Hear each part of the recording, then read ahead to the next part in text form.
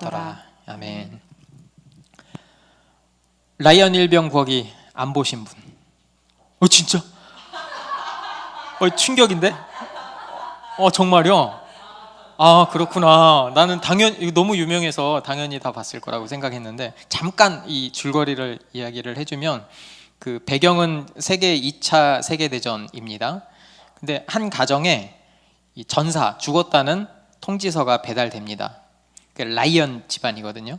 라이언 집안에서 근데 형제가 4명이나 입대한 거예요. 그런데 그 중에서 3명이 전사한 거예요. 나머지 1명 남은 거죠. 그 사실을 육구참모총장이 알게 됩니다. 그래서 안 되겠다, 그 남은 1명이라도 구해라 라고 해서 거기 주인공들과 사람들이 그 라이언 일병을 구하려고 고군분투하는 이야기입니다.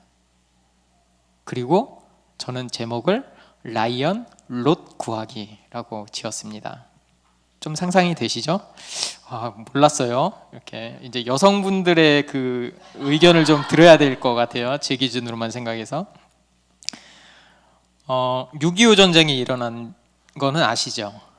그리고 어느덧 시간이 흘러서 2022년 2월 24일 새벽에 러시아가 우크라이나를 쳐들어갑니다. 그렇게 러시아 우크라이나 전쟁이 시작됐죠. 이 전쟁은 제2차 세계대전 이래로 유럽에서 벌어지고 있는 가장 큰 규모의 전쟁이라고 하죠. 그리고 이 전쟁은 어느덧 1년 6개월 정도의 시간이 지났습니다. 수많은 피해가 발생했어요. 우크라이나 국민의 2만 명 이상이 죽거나 다쳤고요. 군대의 피해는 더 큽니다. 러시아군은 20만 명, 우크라이나군은 10만 명의 사상자가 발생했다고 합니다. 경제적인 문제도 엄청납니다. 우크라이나의 대부분의 기반 시설이 파괴됐고요. GDP가 전쟁 이전 대비 50%나 떨어졌대요. 그러니까 우크라이나는 유럽 안에서도 잘 사는 국가가 아니거든요. 그런데 이 전쟁으로 인해서 절대 회생 불가능할 정도의 초빈국으로 전락하게 된다고 합니다. 러시아는요? 러시아도 이미 590조의 손실을 입었대요. 그리고 전쟁이 끝나더라도 그 피해는 어마어마하다고 합니다. 이 전쟁은 누구를 위한 전쟁이었을까요? 러시아가 시작했으니까 러시아겠죠. 그러면 궁금한 게 이거잖아요. 러시아가 우크라이나를 침공한 명분이 있어야 돼요. 세계에서는 항상 명분이 있어야 되거든요. 그 명분이 무엇일까? 그 2가지를 들었어요. 첫 번째는 우크라이나에서 살고 있는 나치 세력, 나치의 잔당이 있으니까 걔네들을 제거해야 된다. 2번째는 거기에 러시아 사람들이 살고 있는데 러시아 사람들을 보호해야 한다. 이 2가지 이유였어요. 근데 어느 누구도 그게 진짜 이유라고 믿지 않습니다. 그러면 전문가들이 진짜 이유는 무엇일까 정확하진 않지만 한 3가지 정도로 이야기를 했어요. 첫 번째는 러시아 안보의 위협이다. 왜냐하면 우크라이나가 나토에 가입을 하면 러시아하고 우크라이나가 바로 접경지대거든요. 그럼 나토가 들어오면 안보에 위협이 된단 말이죠. 또 2번째는 역사적인 갈등입니다. 원래 우크라이나하고 러시아는 하나의 나라였어요. 그런데 독립한 거죠. 갈등이 없을 수가 없겠죠.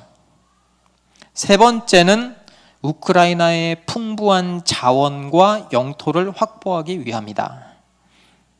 이 우크라이나에는 흑토가 이 40%가 넘는데요. 그래서 대단히 유명한 곡물 수출 국가라고 합니다.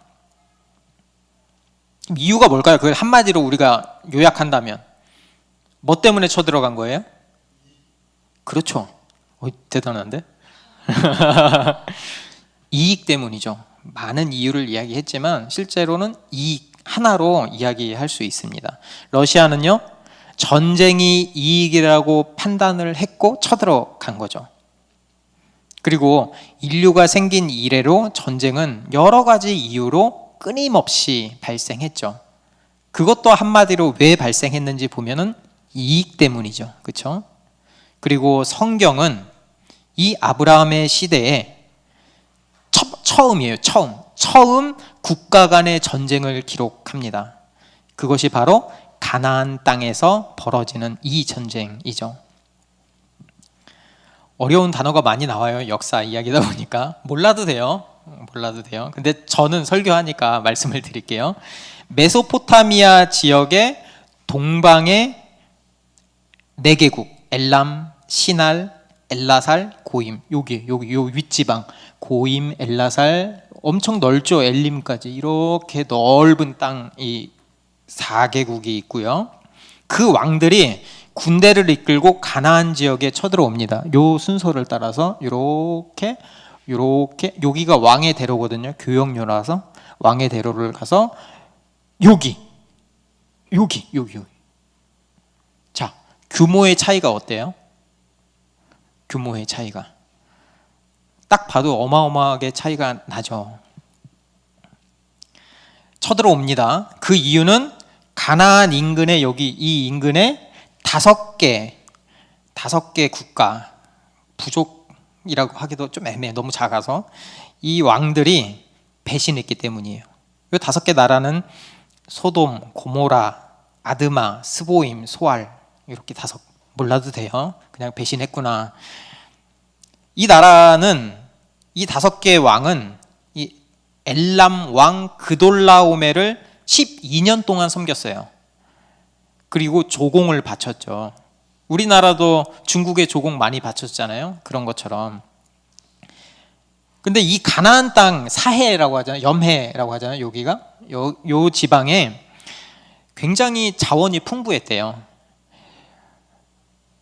소금, 당연히 사해니까, 그죠? 소금, 그리고 역청, 그리고 수자원이 풍부했다고 합니다. 이 역청은 아스팔트의 원료로 까는 그런 거예요. 그러니까 이런 것들이 여기서 나니까 나라가 교역도 많이 하고 부강해지겠죠. 경제적으로도 부강해지고요. 국력도 부강해지고요. 그렇게 12년이 지나고 나니까 이 왕들이 다른 생각을 품기 시작한 거예요. 이 정도 됐으면 우리도 독립할 수 있지 않을까? 이제 마이 무트 아이가 이런 거죠. 그래서 결국 13년째에 반역을 일으킵니다. 그런데 여러분 잘 생각해 보세요. 모든 여러분이 아는 역사를 통틀어서 독립이 쉽던가요? 쉽지 않습니다. 우리나라만 하더라도 일제강점기 때 독립을 위해서 수많은 사람들이 노력하고 생명을 바쳤죠. 그렇죠? 그런데 실패했죠. 왜냐하면 일단 일본이 우리나라보다 더 강하기 때문에 우리나라를 잡아먹은 거잖아요. 그리고 우리나라를 통해서 얻는 이익이 상당했죠. 그러니까 우리가 독립을 하려고 하면 할수록 탄압하는 게 당연하죠. 왜냐하면 너 독립해라 그러면 그 이익을 내가 놓치겠다는 얘기인데 이익을 놓치고 싶지 않거든요. 엘람 왕 그돌라오멜도 마찬가지였습니다. 괘씸했겠죠. 이것들이 감히 이렇게 생각했겠죠. 그래서 5개의 그 가나안 왕들을 응징해야 되겠다. 이번에 본때를 보여줘야 되겠다. 그래서 다시는 일어설 수 없도록 싹을 잘라야 되겠다. 이렇게 생각했던 것 같아요. 그래서 이 메소포타미아의 4개의 왕들이 연합합니다. 이들은 그냥 단순히 땅덩이만 큰 게 아니에요. 정말 어마무시한 국가였습니다. 엘람은 당대에 궁수부대가 있었어요. 그때 막 청동기 시대 막 이런 거 막 낫 같은 거 이거 낫도 없었겠지. 이런 거 돌멩이 얘기해서 싸우는데 그때 궁수부대가 있었다는 거는 엄청난 거예요. 지금 뭐 가난한 나라하고 싸울 때 뭐 F-16 날아가는 거랑 거의 비슷한 급이죠. 그리고 시날은 현재 이 나중에 바벨론 제국이 되는 엄청난 나라고요. 엘라살은 나중에 아시리아, 우리가 아수르라고 부르는 나라가 됩니다. 고임도 마찬가지고. 그러니까 이 나라들이 나중에 다 어마어마한 국가가 될 거고 지금도 어마어마한 국가예요. 이들은 이미 그때 당시에 정규 상비군 체제를 갖추고 있었습니다. 그러니까 이제 다시 한번 비교해 보자고요. 그들에 비하면 여기 조그만하게 있는 이 5 왕들은 골목대장 정도밖에 안 되는 거예요. 그러니까 이런 거죠. 동네 양아치하고 UFC 헤비급 챔피언하고 그 급도 안 되는 거예요. 그건 변수라도 있잖아요. 변수도 없는 거예요. 그럼 생각을 해보자고요. 도대체 무슨 생각으로 배신을 했을까? 리더는 계산을 잘해야 돼요. 이런 걸 보면 이게 진짜 멍청해. 안 될 거 뻔히 알고 그냥 조공을 바치는 게 자기네들이 사는 길인데 그렇지 않았단 말이죠. 그리고 1년 뒤인 14년째 4대 연합군이 가나안 땅을 쳐들어옵니다. 왕의 대로를 따라서 이렇게 쳐들어와요. 내려가면서 무시무시한 정벌을 해나갑니다. 여기가 목적지잖아요. 여기가 목적지인데 여기 그 족속들이 살고 있었거든요. 그냥 다 점령하면서 내려와요. 다 쳐부숴요. 왜 이렇게까지 할까요? 2가지 이유가 있습니다. 첫 번째는 보급 물자를 확보하기 위해서. 그러니까 어마어마한 군대가 내려오기 때문에 보급 물자를 확보하기 위해서 여기서 약탈하는 거죠. 2번째 목적이 있습니다. 2번째는 내려오면서 얘네들이 소식 듣겠죠. 정찰병 보내서 야, 내려오는데 4대 연합군이 진짜 어마무시하더라. 야, 상대가 안 된대. 다 망했대. 그 소리를 가나안 왕들이 들었을 때 어떤 생각이 들었을까요? 어떤 생각이 들까요? 공포가 밀려오겠죠. 내가 왜 독립한다고 했지? 공포가 밀려오겠죠. 또 전쟁 안 하면 안 되나? 이 무기력함이 밀려오겠죠. 이 2가지 효과가 있었습니다. 그러면 실제로 여기서 만났어요. 이 시딤 골짜기에서 배수의 진을 치고 만나거든요. 전쟁 결과는 어땠을까요? 상식적으로 상대가 안 되죠. 상대가 안 되죠. 예상대로 전쟁은 쉽게 끝났습니다. 이 가나안의 5 왕은 배수의 진을 쳤지만 도망가기에 바빴어요. 너무 격차가 컸던 거죠. 그러면 이 메소포타미아의 4대 연합군은 어떻게 해야 되죠? 이제부터 보복해야죠. 그렇죠? 그래서 그 지방의 모든 재물과 양식을 약탈하고요. 남녀노소 구분 없이 닥치는 대로 죽이고 사로잡습니다. 그러니까 이 전쟁에 패한 사람들은 잔혹해요. 지금도 마찬가지고요. 그래서 소돔 사람 그리고 거기에 살고 있던 롯 모든 재산을 빼앗기고 포로가 되고 맙니다. 이게 전쟁의 참혹함이죠. 그러면 누가 그들을 건져낼 수 있을까라는 질문이 여기서 들어오게 돼요. 성경은 우리가 읽었지만 무려 12절까지에 걸쳐서 이 전쟁 이야기를 기술합니다. 13절에서는 또 아브라함이 쳐들어간 이야기까지 전쟁 이야기를 굉장히 길게 해요. 그럼 중요하다는 얘기겠죠. 이 12절까지의 이 전쟁 이야기는 하나님을 떠난 세상이 얼마나 잔혹한지, 얼마나 절망 가운데 있는지를 보여주는 거예요. 우리 알잖아요. 이전 절에서 롯이 잘못된 선택을 했죠. 그렇죠? 그때 당시에는 잘못된 선택인지 몰라요. 그런데 지금 보니까 최악의 결과로 이어졌죠. 사실 우리 다시 롯을 기억해 보면 롯은 아브라함과 헤어질 때 자신에게 가장 유리하고 굉장히 합리적인 선택을 했습니다. 가축을 키우는 데 있어서 요단 땅만한 데가 없었어요. 그렇죠? 그리고 가장 큰 어른이신 아브라함이 떠나라고 허락했어요. 그렇죠? 롯의 입장에서 보면 굉장히 물 흐르는 것처럼 자연스럽게 이 일이 이루어진 거죠. 요단 땅은요, 에덴 동산 같았고요. 애굽 땅처럼 물이 풍성했고요. 그러면 어떻게 보면 우리도 마찬가지잖아요. 나에게 선택권이 있다면 이 땅을 선택하는 것이 필연이죠. 어쩌면 롯은 이렇게 생각했을지도 몰라요. 이것이야말로 하나님의 은혜구나.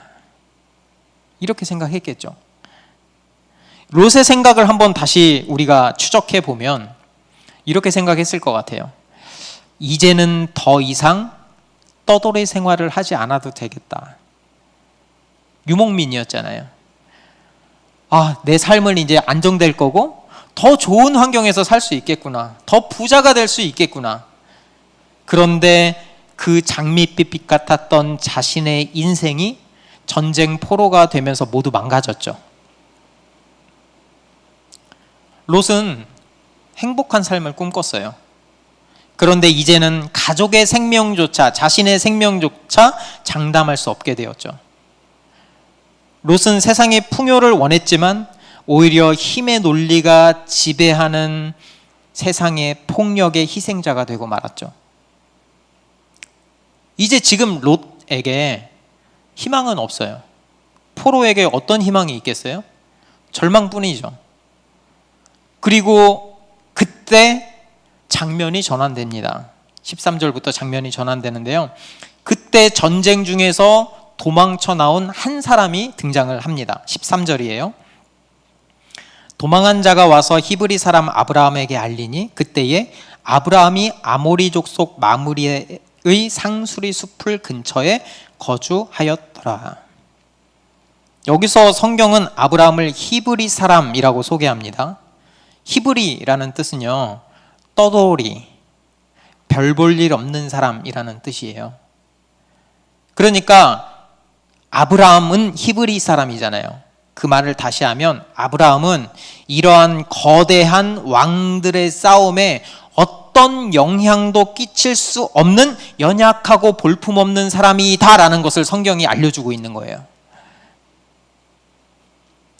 그럼 우리 아브라함에 대해서 다시 한번 생각해 볼까요? 이전에 아브라함은 겁도 많고 소심하고 이치에 밝은 사람이었죠. 자기 자신만 알았죠. 그러니까 자기의 목숨을 지키기 위해서 아내를 파는 짓도 서슴지 않았던 거죠. 그런데 지금 여기서 보면 그런 그가 완전히 변했습니다. 14절 볼까요? 아브라함이 그의 조카가 사로잡혔음을 듣고 집에서 길리고 훈련되자 318명을 거느리고 단까지 쫓아가서, 지금 4대 연합군은 이제 다 휩쓸어 버리고 위에 올라가서 단에서 머물고 있었어요. 거기는 아브라함이 머물고 있던 헤브론에서 한 200km 떨어진대요. 굉장히 멀어요. 옛날이니까. 그런데 아브라함은 지체하지 않고 318명의 집안 군사들을 이끌고 급히 연합군을 추적합니다. 그의 행동을 보면 어떤 주저함도 머뭇거림도 느껴지지 않죠. 우리가 말했던 것처럼 아브라함의 롯 구하기가 여기서 시작되는 거예요. 근데 놀랍게도 성경은 뭐 별 구체적인 기술을 안 해요. 그냥 이렇게 이야기하죠. 적 군대를 기습해서 단에서 호박까지 한 80km 정도 되거든요. 호박까지 80km가량을 더 쫓아가서 적을 크게 물리쳤다. 이렇게 한 줄로 기록해요. 그러니까 정말 한 줌도 안 되는 그 게릴라 몇 명이 제국의 정규 군대를 물리친 거죠. 16절 볼까요?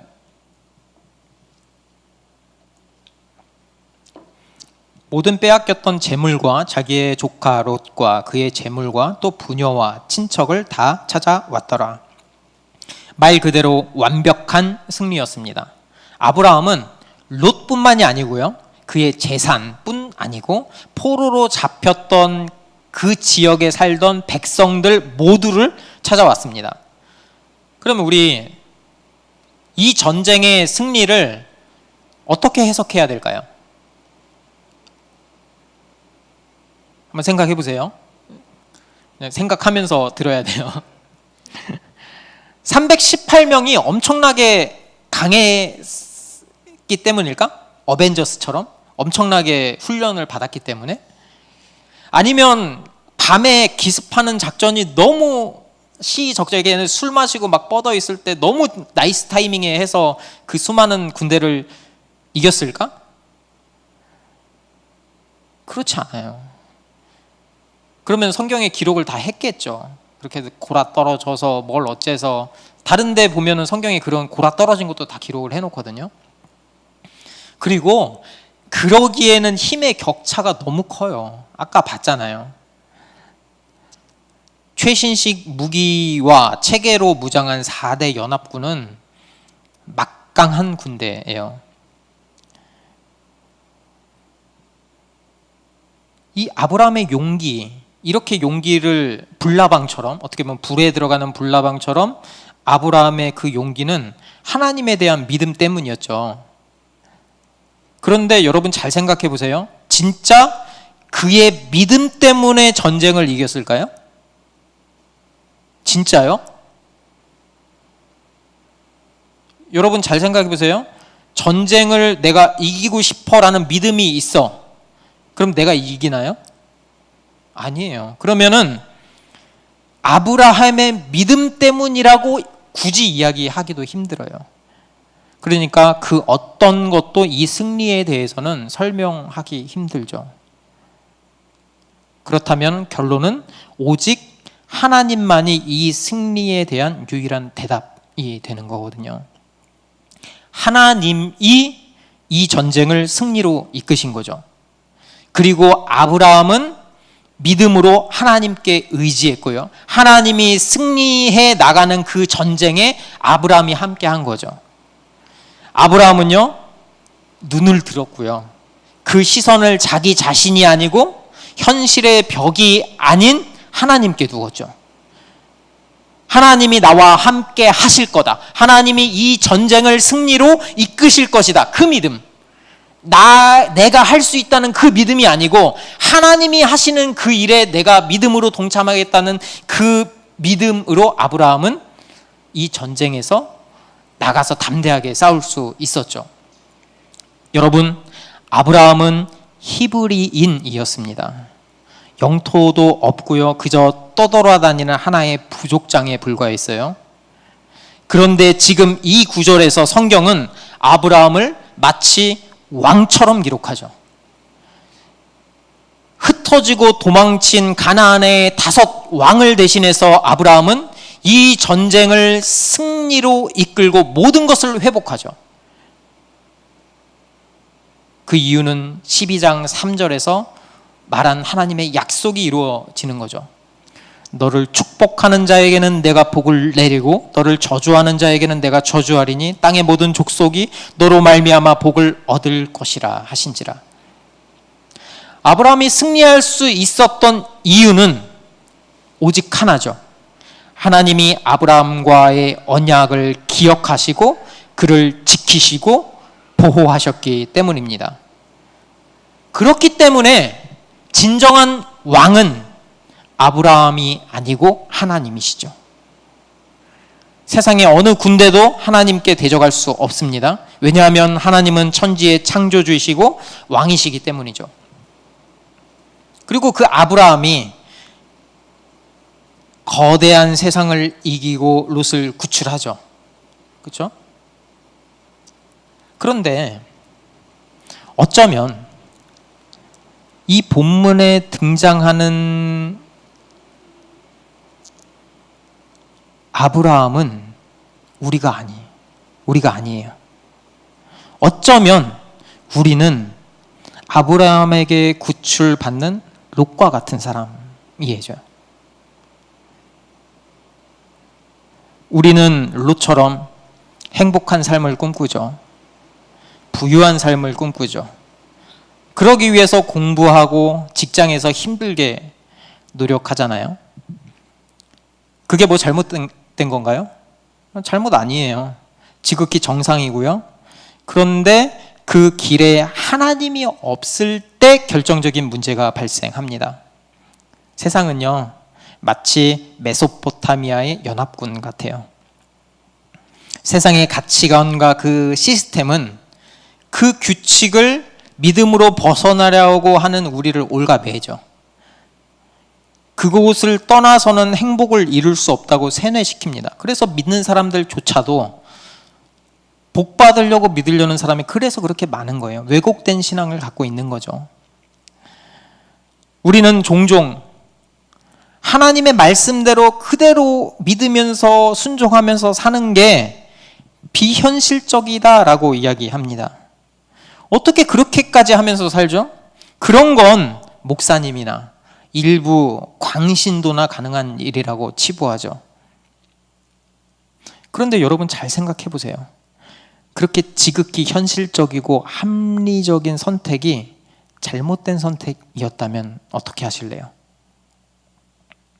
때로는 내 결정, 나의 어떤 선택이 어떤 선택을 하더라도 그 환경의 굴레에서 벗어날 수 없는 선택이라면 여러분은 어떻게 하실래요?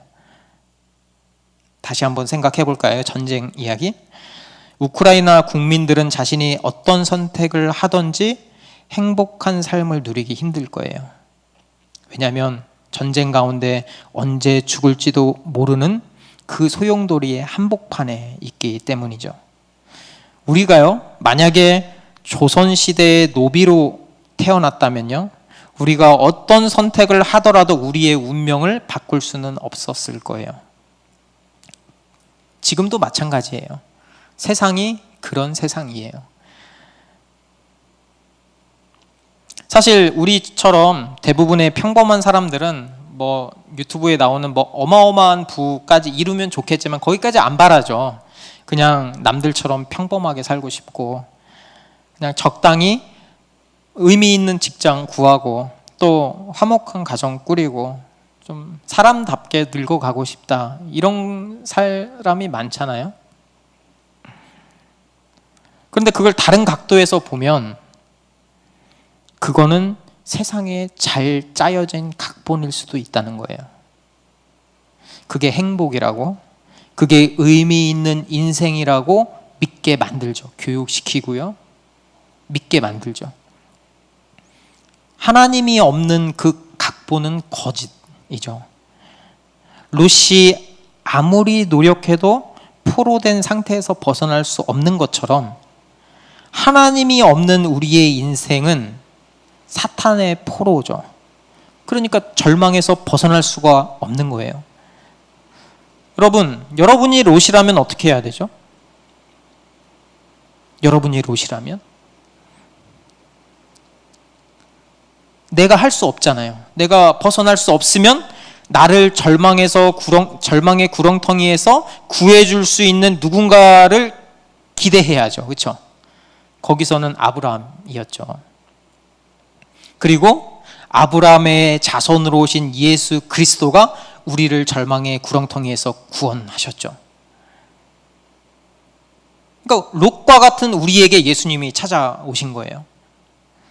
예수님은 우리의 절망을 대신해 죽으셨고요, 우리의 죄와 절망을 십자가에서 다 받으셨고요, 부활하심으로 우리를 절망으로 몰아넣는 그 사탄에게서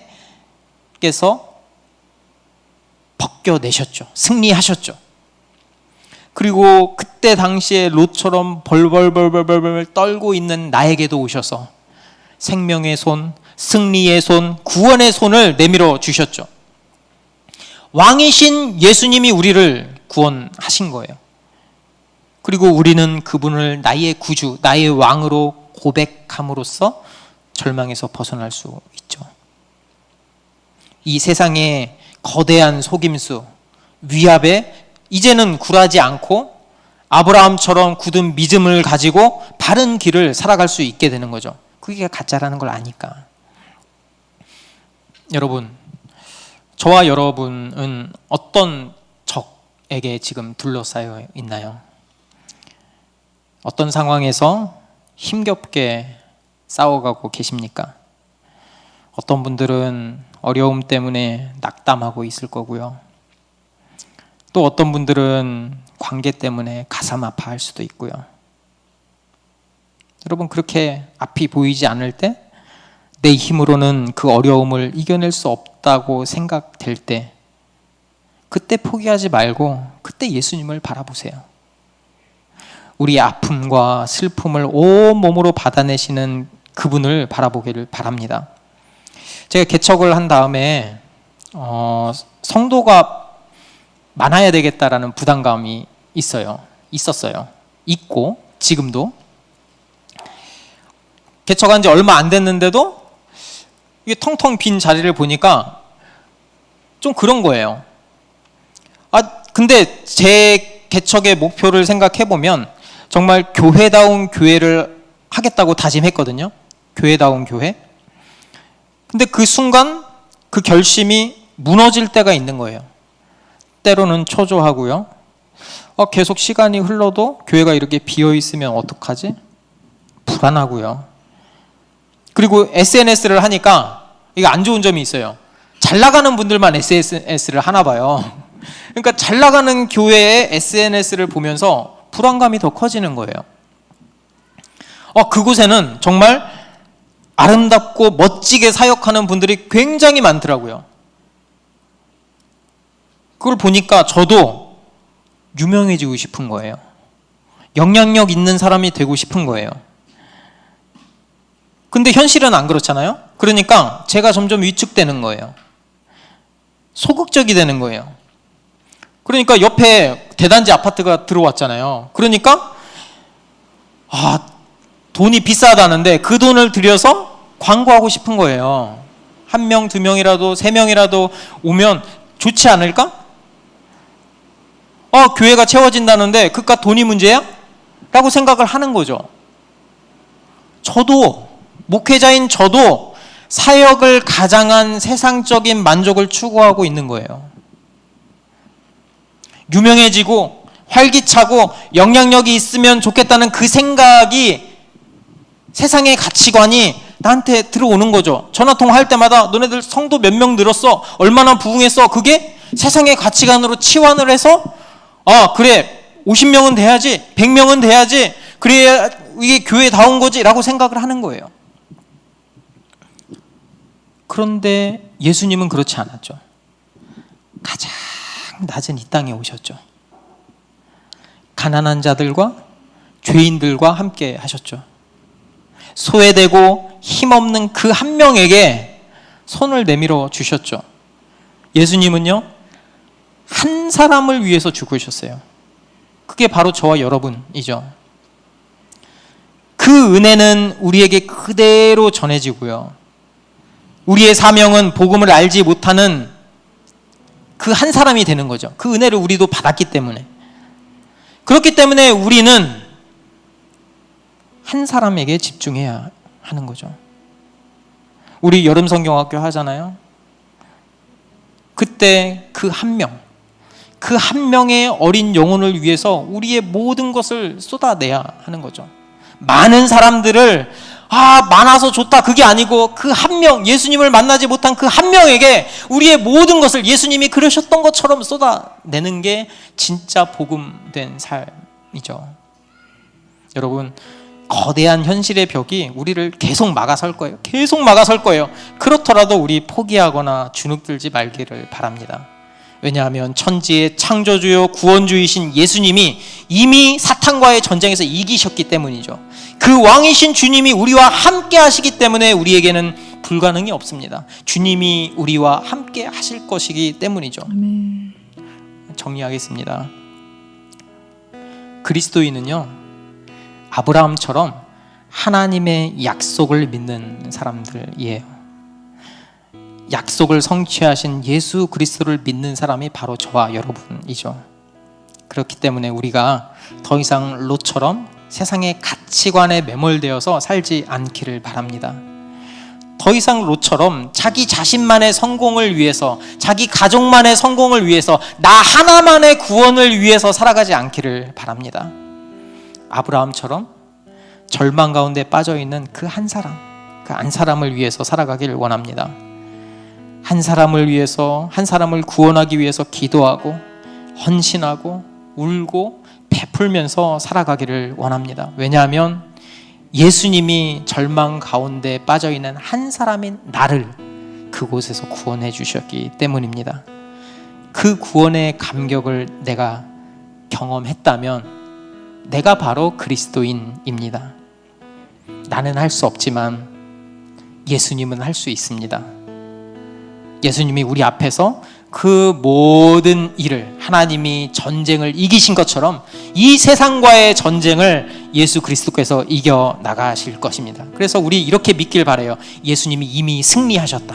이미 승리하셨다. 그 믿음 갖고 담대하게 살아가시길 바랍니다.